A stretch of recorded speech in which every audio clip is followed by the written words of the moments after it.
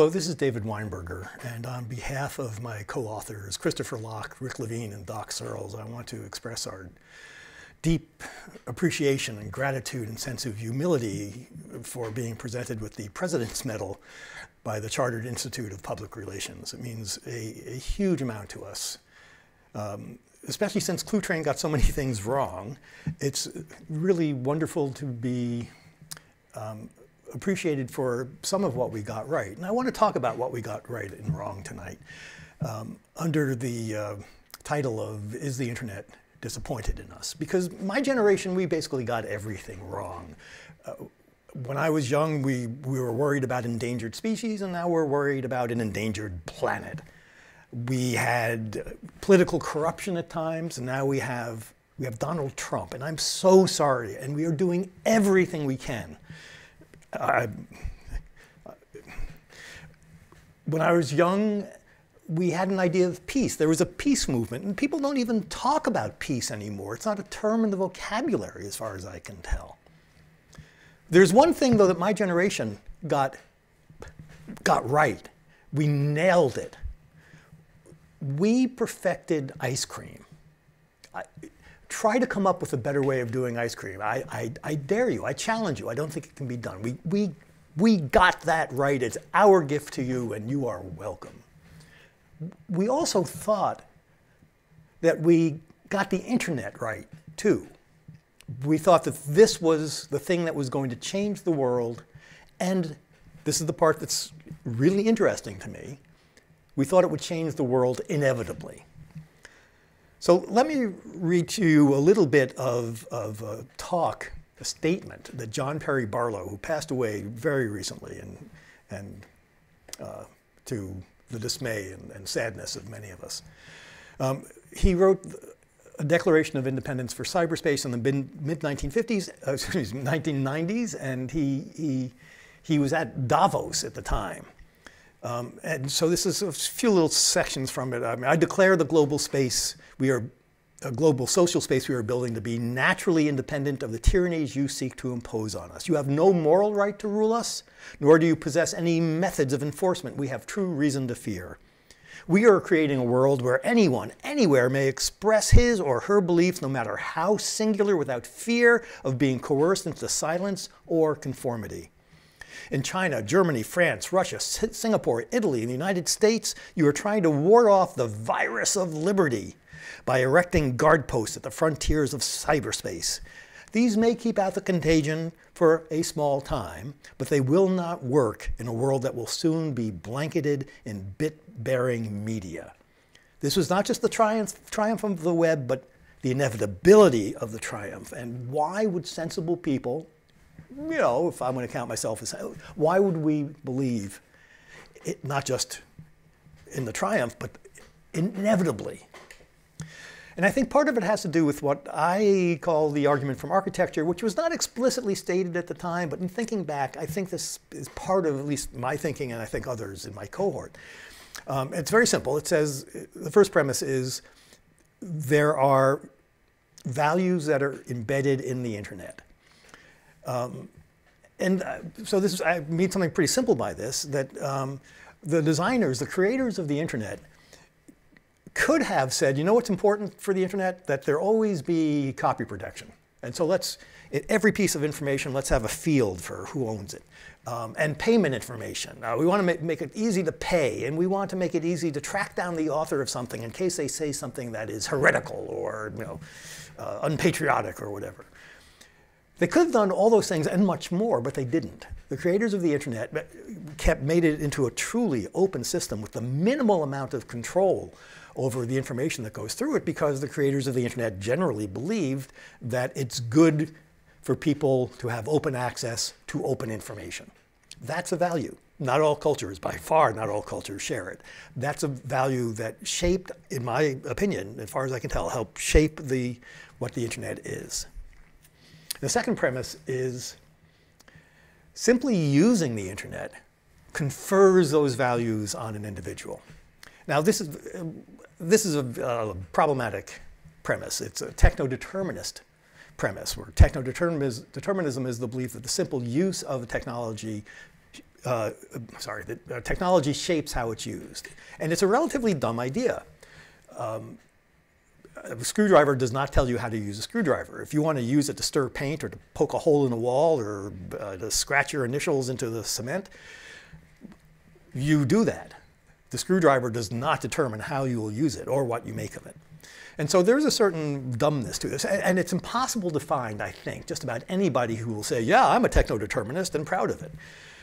In fact, what's happened, though, is the techno-determinism that was a part of that early cohort, for at least many of us, me too, that now, the mantle of techno-determinism has actually silently moved over to those who are internet detractors, not optimists, but pessimists.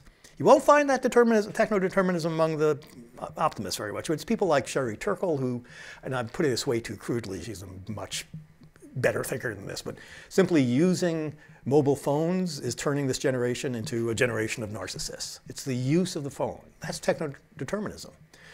Nicholas Carr, who says, and he's actually closer to a real techno-determinist in the book The Shallows and elsewhere. The Shallows grew from an article called "Is Google Making Us Stupid?" Thinks that simply using the internet changes the brain, reduces our short-term memory and our ability to turn short-term memories into long-term memories. That's real techno-determinism. It's really now only the pessimists who hold to this. And however, the pessimists have been in control of the narrative about the internet for at least 10 years, maybe a little bit more. So the common wisdom about the internet now is it is the death of civilization. It's the death of each institution that it touches. It's ruining everything. It's a moral threat and a political threat. This is very distressing to one who evangelized for the internet for many years. And to be truthful, I still do, but you'll see how later, I think. So why was my cohort so wrong about the web? Complicated question. I think two simple answers, both true, are that, I'll speak for myself, that I underestimated the resilience, the power of these major institutions, the governments and major corporations and institutions of all sorts that are incredibly resistant to fundamental change. Many aspects of business as well. Business has actually been more open to change in many ways than other institutions. So that's one thing, and that's just, that's being naive and wrong.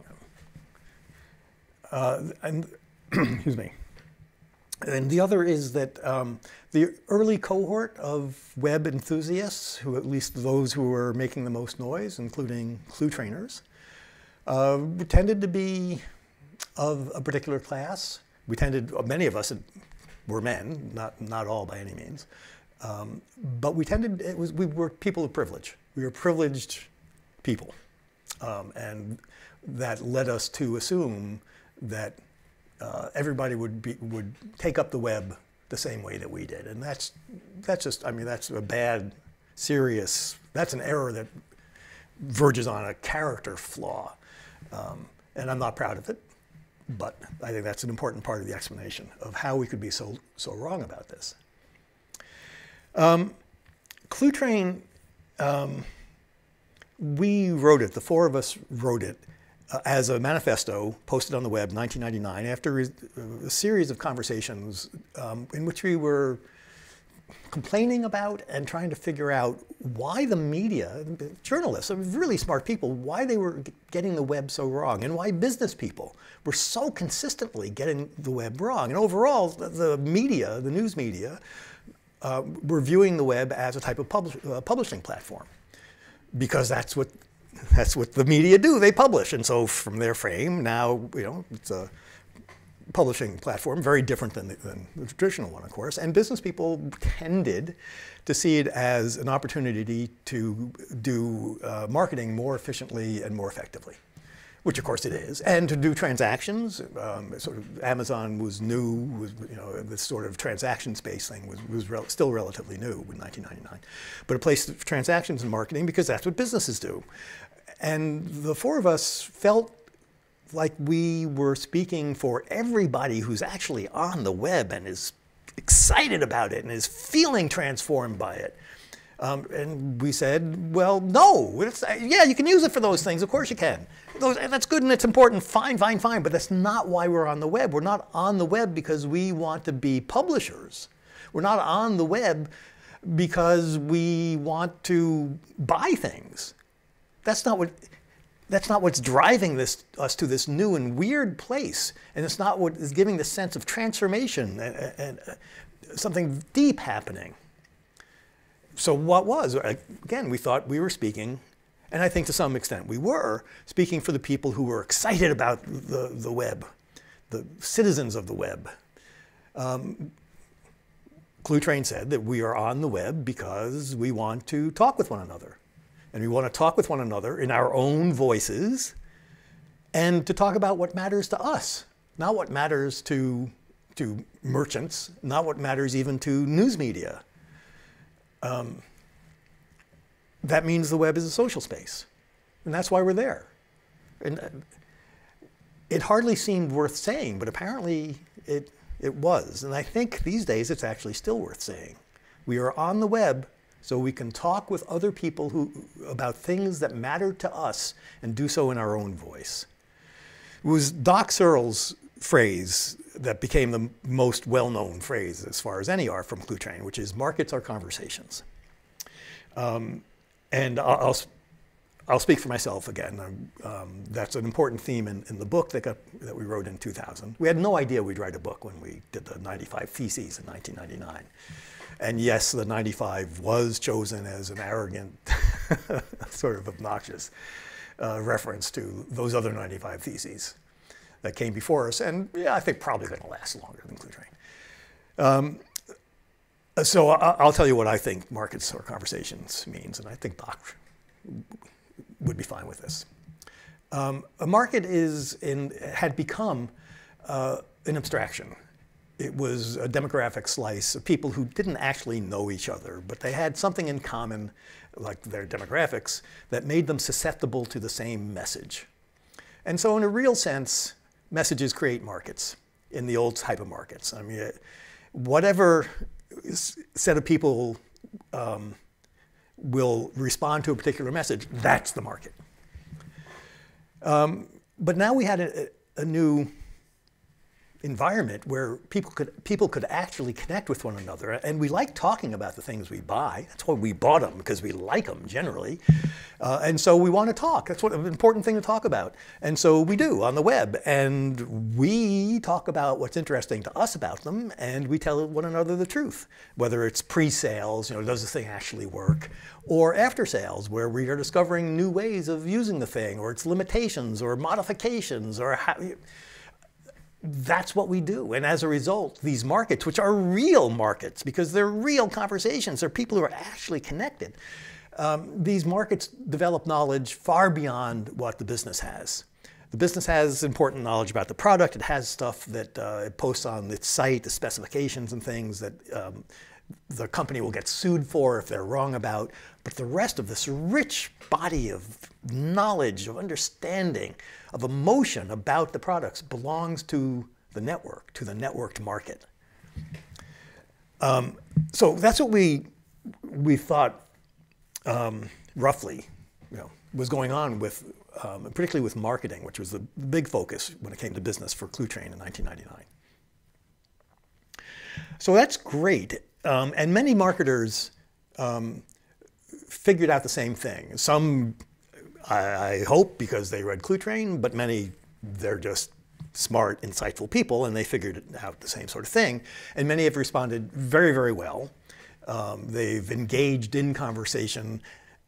They've dropped a lot of the sort of BS. The idea that their product is perfect and it's perfect for every application. We know that's not true. Everybody knows that's not true. And so being able to talk like a human being and admit the fallibility of the product and the people behind it, of course. That's how we recognize one another as humans. That's and coming up with new and conversational ways and backing out of conversations, not insisting on being the loudest voice and Many, many companies have figured this out and done brilliant things. Many have not.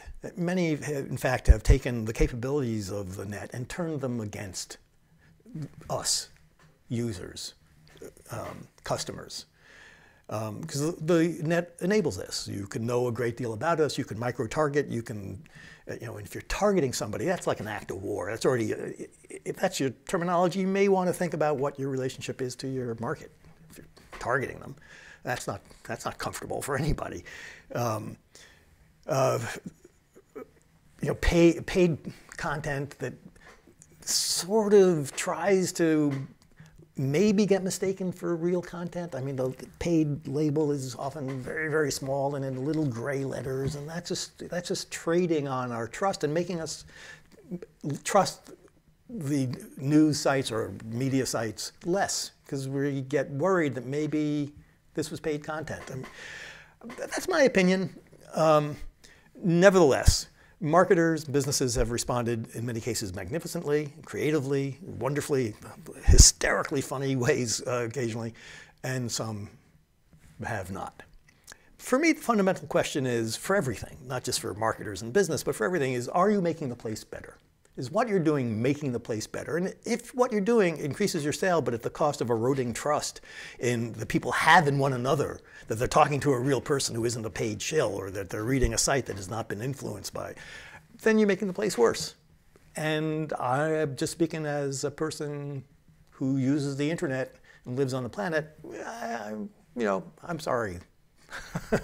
I'm sorry that people make the place worse. So, okay. I think some of important things about Clue Train were right. And some very important things about Clue Train were wrong, including the tone of triumphalism and the inevitability. So this depends upon how techno-determinism works, if it does at all. And I think it does to some extent. So I'm going to use two concepts from a paper from the 1990s. I'm going to get them all wrong, but I'm going to make a paper by Silverstone and Haddon that wonders, how do they come to understand what they buy? And they say, well, it's really, I'm vastly oversimplifying, but they say, but basically there are two phases. One is a design phase in which the creators of the product do things like they give it a handle, which is more or less a hint to the user that it should be held in the hand. They give it a name, they specify what part of the store it's in, they package it, they give instructions, the rest of it. And that's design decisions that tell the customer, this is what this is for. But then we domesticate it. And I really like that phrase. We domesticate it. We make it our own. We use it maybe in ways that weren't intended, or in specific ways, and other ways. We make it our own. So I'm going to give you an example of design and domestication, and particularly domestication. First time I saw the web was in the early 90s. I was working at a company that made integrated text and graphics software that was being used by large companies to do technical manuals and other things as well. It was a pioneering company, a fantastic place to work, named Interleaf. And I don't think I was yet VP of marketing there, but I was in marketing. But the engineers knew I just love tech. I love sort of the details of tech. And an engineer called me into his office one day and said, you got to see this. And this was Mosaic, a really early browser. And he showed it to me, and we both looked at it. And the thing was so ugly. Oh my God, if you have a chance to see some screenshots, I mean, if you don't remember it, it was a gray background, black type, no graphics. It might have had some embedded graphics when I saw it. I can't remember, but originally no graphics, just a link out. I think 2 fonts, both ugly, both really ugly. Meanwhile, Interleaf was hand carving its online fonts. We had dedicated, we had a pixel palace, I think that's what it was called, where, and we looked at this thing, this only single column. We were doing these beautiful book style. I mean, we're doing book composition, pretty high caliber typography and layout. And we looked at it and said, oh, we are screwed. The company is in really deep trouble. Obviously not because it was competing with us on its looks. it was young software, it would get better. The real problem was, it wasn't even that it was free and our software was expensive, because our customers were big companies. They were willing to pay for good software. The real problem was that this was an open system. This was open software. Anybody could write their own browser. Anybody could post a page or on anything they wanted. They could join the web without asking anybody's permission. Nothing required permission in this entire system. It was a system, and yet the web grew to a size unheard of in human history, and still getting bigger. And the only reason it got that big is that there is no manager in charge of it. That doesn't scale. This is a deep lesson we had to unlearn, that the size of the project, you need to scale up the management actually faster than the size of the project. And the web shows no, the opposite is true. If you wanted to get really big, you have to pull all the managers out of it. There's nobody who has a business card, still nobody who has a business card that says manager World Wide Web. That would kill it. And it's a huge lesson that we are still absorbing. It's a very, very important lesson. Unmanaged, uncontrolled projects can not only work, they can flourish, they can grow to a scale beyond anything we've ever done. So we looked at this thing and we had the sense of, man, this is a problem for our company. And it, in fact, it turned out to be. So I went downstairs, back to my office, and went to the person next to me, my colleague, my coworker, and my friend, and I said to her, "Yo, you got to see this. This engineer just showed me this. You got to see this." And so I showed it to her, and I described it to her pretty much as I just described it to you. You know, the amazing thing about this is it's completely open, et cetera, et cetera. So what was I doing? I was domesticating it for her, not on purpose, but that's what it meant to me, and what I thought it meant within our context for the company. I domesticated it for her, and she played around with it, and the next person she told, she domesticated it the way that made sense to her. Maybe influenced by mine, probably a little bit, but you know, she domesticated it the way that she wanted. And that's the extent of it. I think that's basically how techno-determinism works, but it actually works. Okay, so now, the argument from architecture says using the internet causes those values to people to take in those values, to be shaped by those values. But imagine a world in which it turns out people aren't using the internet, they're not using the web, they're using apps on their phone, which are not web pages, and they are primarily, let's just imagine, they're primarily using Facebook, and for a good percentage of the world that's online, Facebook essentially is the internet, is the web. The web has been paved. And so how does the internet architecture affect us if there's this layer of Facebook on top of it? And so that's a disaster for the web from the point of view of the early cohort. It's a failure of the argument from architecture. But it isn't. I disagree with the argument I just put forward, but it's essentially, it's a very common argument I hear from people who are disappointed in the internet, that it's been Facebookized, or name your application that you think just kills the spirit of the internet. And yet, if you use Facebook, it's not my favorite application. I'm sorry that you know, the web was this layer on top of the internet that let us connect papers, pages, page to page through links, and it's magnificent, it's amazing, it's incredible, but it's pages to pages. It's an open protocol, thanks to Sir Tim Berners-Lee. There's no copyright, no patent. That's why it succeeded. Facebook figured out how to connect people to people, and patented it, and copyrighted it, and trademarked it, and it's nevertheless. And so it's a terrible development in the history of the internet, that while page to page is open, person to person is closed. Nevertheless, even in that environment, even in the Facebook environment, you learn the lessons of the internet.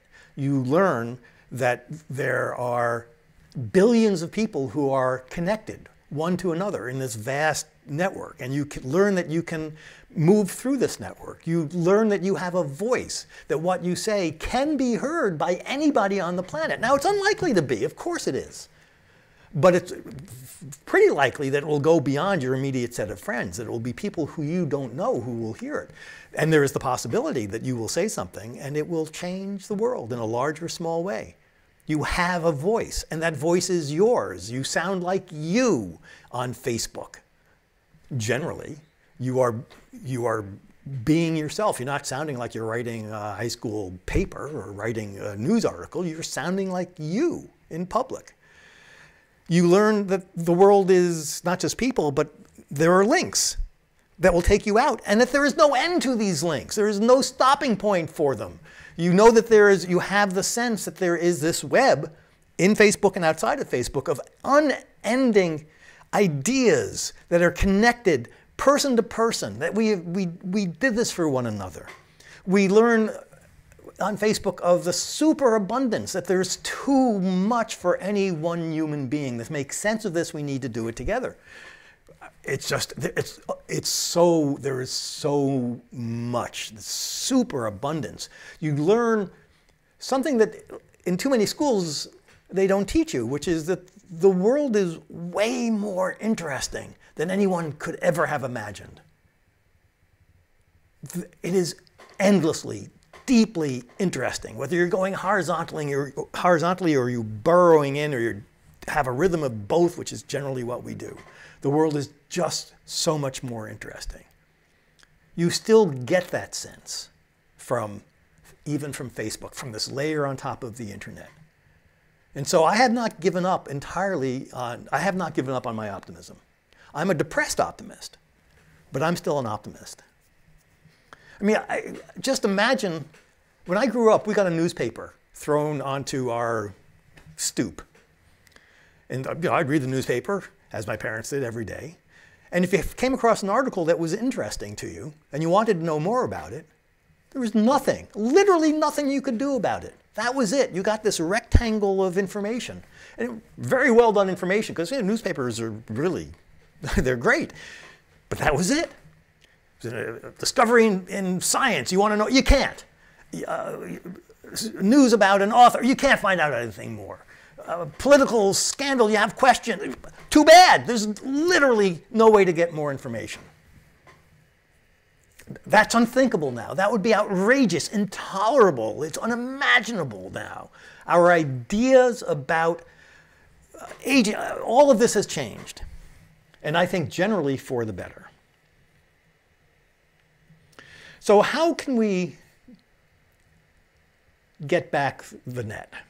And the reason we need to get it back is a couple of reasons. One is there's a huge difference between the net that we encounter on Facebook. Even though it has many of these values, important values, shining through, there's a huge difference. Because we built the web. And the early cohort had a very active sense of this, that we were engaged in the process of contributing through pages and through links and through new protocols and through projects and collaboration, that we were building together this world that was bigger than any of us. Persistent, linked environment. It was ours. This is the sense that John Perry Barlow, I think, captures so well. It was ours. It was ours because we built it. It reflected us. It was what we cared about, what we wrote, what we sang, what we danced. That's what the web was and is. Facebook is not ours. Somebody else is making the rules, deciding what is allowed and what isn't, whether we have to use a real name or we don't have to, what genders we're allowed to specify for ourselves. And some of those decisions are wonderful, some of them not so wonderful. Doesn't matter. They're not ours. Facebook is not ours, and that's a very alienating sense. And so it's important, I think, to get back to this original sense of the net. And I want to suggest just a few ways of doing this. And I don't have an easy answer. I wish I did. So the first thing I think that we need to do, so that the internet will not be disappointed in us, is to remember the internet's origins, because origins are an important way of domesticating. The origin story is a domesticating story. It's what you make of, how you make something of it. And so it really irks me when people dismiss the internet as, oh, it's cat videos, selfies and cat videos. Well, what else do you want from it? I'm putting that wrong. If there weren't cat videos, we're really doing it wrong. We want a lot else from it. But cat videos, you know, some YouTube video of a cat doing something that's barely amusing or interesting, and the camera's shaky, and the cat wanders out of frame, and the person forgets, and the sound is terrible. Yeah, that's what we do. That's us putting ourselves into a public, a linked public, where other people can share in our laughter at our cat or our love of our cat. Because we do love our cats. I mean, I don't. I like dogs, but you know, people love their cats. So of course, that's what we want on the internet. What else do you want on the internet? If you don't have that, people aren't putting up what they love. And if it's not shaky and shot badly and everything's wrong about it, you know, in terms of the professional quality, then you're losing the humanity of it. Because the essential thing about humans, the thing that sets us apart, both from the animals and from you know, the creator, is that we make mistakes. I mean, animals, they don't make mistakes, not the way we do. And clearly, you know, the creator does not make mistakes, if that's part of your belief set. Humans are the creatures that make mistakes. And if we can't acknowledge that online, and if we cannot acknowledge that in business, oh my God, I mean, that I think is one of the fundamental, most glaring errors that businesses make online at this point, where they present themselves as perfect, as infallible, as never making a mistake. The hotel room is incredibly clean, everything is perfect, the dinner plate is fantastic, there's no sound of clinking silverware anywhere else in the restaurant, the people are beautiful. All of this has always been alienating and I think bad for culture. Now it seems so out of place, it's laughable, because we have a place where we can be who we are, and who we are fallible creatures. I think it helped in the origin story to know how the internet works. So I know you know this, I'm going to tell it really briefly. Okay, so you click on a link in your city, and the link happens to be to a page that is being housed on a computer in another continent. So you click, and the internet sends the message over the internet, it goes to that web server, and it starts to feedback the page. And it does it in packets, breaks the page up into lots of packets. The packets get routed all over the place because there is no top-down view of the internet. Each router makes a decision about what, I think if I send it to this router over here, I think that's going to be closer. Oh, except that line seems pretty busy, I'll send it over here, even though it looks like it's out of the way. And so these packets go all over the place. A single page may have thousands of packets that are following different routes, going up into the sky, down, under a cable. Some of them are going through, you know. And then magically, not magically at all, they all get reassembled. Okay, so uncontrolled, no top-down control. This is true not just at the web level, but at the sort of architectural level. And so you have this page, let's say, that's being busted up into tons of pieces that are being thrown out at the speed of light in multiple directions. And it works. It's crazy, but it works. So what I just described to you is the form of an explosion. Lots of little pieces moving at extremely rapid speed in many different directions. That's an explosion. That's how the internet works. I think it's helpful to understand the internet that way, to explain it to somebody who doesn't really care about tech, because why should they? That this is what's happening every time they click on a link or they make a call or they watch a video. These explosions are happening all over. And that's important because that's the sense of chaos, liberation, and lack of control that the internet enables, which I think is its great glory. Because then we can do whatever we can think of or imagine. Okay, so for marketers, sorry, I'm going on too long, but for marketers, I think one of the really important lessons, which I think you all know. I'm going to say it anyway. We think of communications traditionally, which means really only in the past, oh, it doesn't matter. It's a really pretty recent idea, but that we have a meaning, we put it through a medium, and the other side gets that same meaning. And if the medium is noisy, then the meaning gets distorted along the way, and that's a bad medium. That's not how the internet works. At some level, of course it is, but it's not how the internet works as a social entity. Because if I'm on Twitter, and I see something, you tweet something and I think it's interesting or funny or whatever, and I retweet it, it'll go to the people who follow me, and then some of them, and so it will spread out in an explosive form. Maybe a small explosion, nevertheless. When I retweet it, I'm very likely to put in a little comment about it saying this is funny or this person couldn't be more wrong or whatever. But even if I don't, you know it comes from me, if you're a follower, and that tells you something, you know, that's some context already. What that means is, A, we are the medium. Without us doing the retweeting or the posting or the linking, et cetera, nothing moves. We are the medium.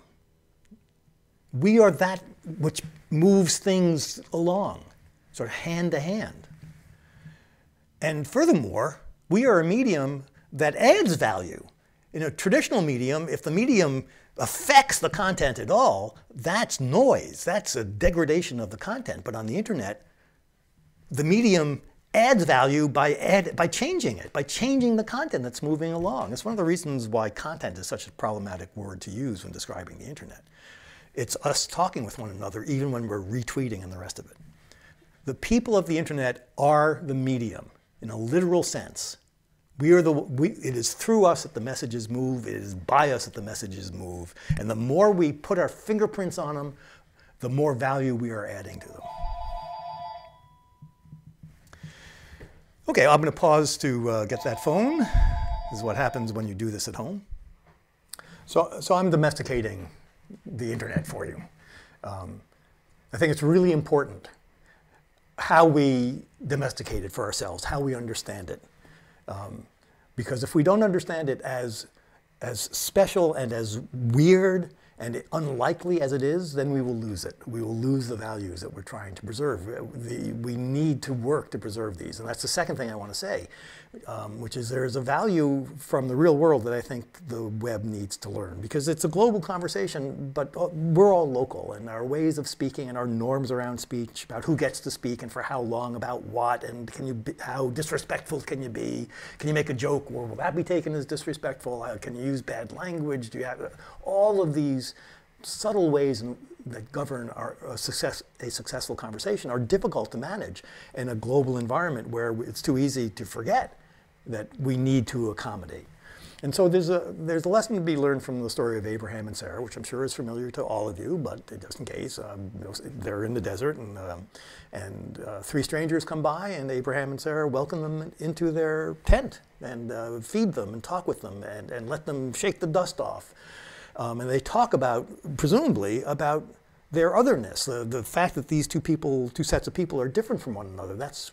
They're travelers, they're strangers. This is what you talk about, the differences, and find commonality in that.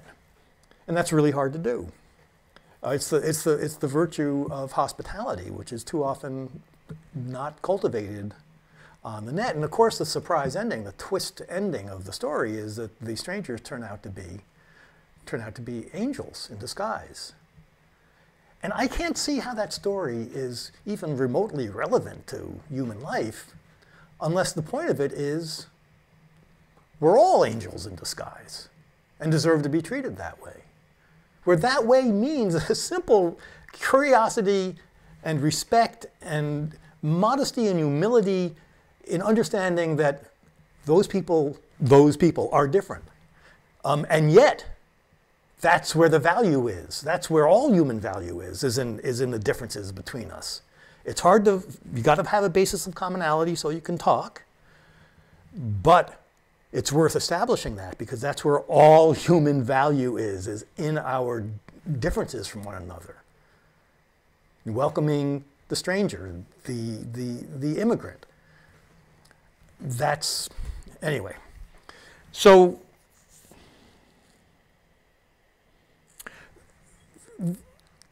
here's why ultimately, where I think ultimately the sense of inevitability comes from. The techno-determinism.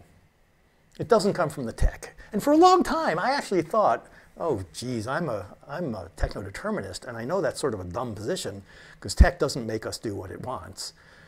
But I was wrong. I am a techno-determinist to some degree. But it's not because I think tech controls us and determines us. Rather, our use of, in particular, the internet liberates us. It can steer us wrong. It allows all of our bad impulses to play out as well, but also good impulses, good character, good ideas, goodness that had no way to manifest itself, no easy way, now can. We experience this. We experience, once you've been in a world where you can talk about what matters to you in a way that matters to you in your own voice, you're not going to give that up. You're not going to fall silent and say, well, that's okay. I didn't want to talk anyway. Once you're able to connect with people, anybody you want to, on any topic, you're not going to give that up. Why would you? You will never give that up.